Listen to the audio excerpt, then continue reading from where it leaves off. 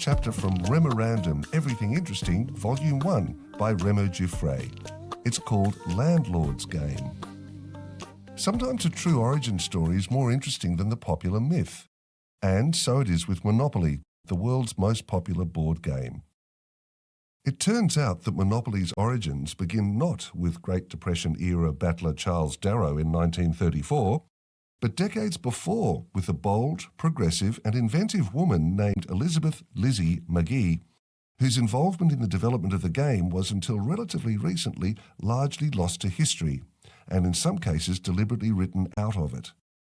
McGee was also a progressive political activist and follower of the economic theories of Henry George, who believed that a single tax on land values would only create a more and productive and just society. She designed the Landlord's game in 1903, seeking to create a game that would illustrate the problems caused by the concentration of land ownership and the monopolistic practices of wealthy individuals. She designed the game as a protest against the big monopolists of her time, people like Andrew Carnegie and John D. Rockefeller.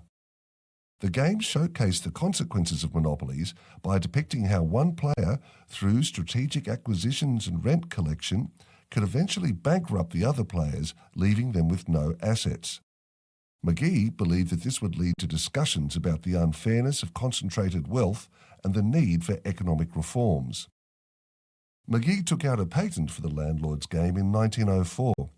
But despite her efforts, the game, although popular with left-leaning intellectuals at various universities in the northeastern United States, did not garner much mainstream popularity.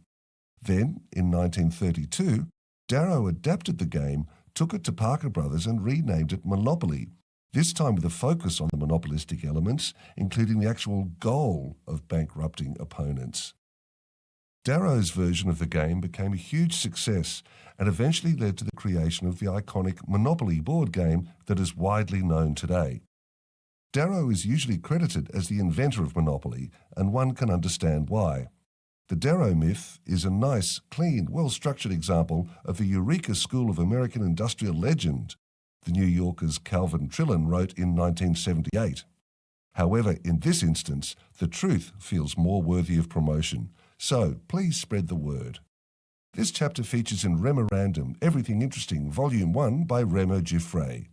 This series of books is available at remorandom.com.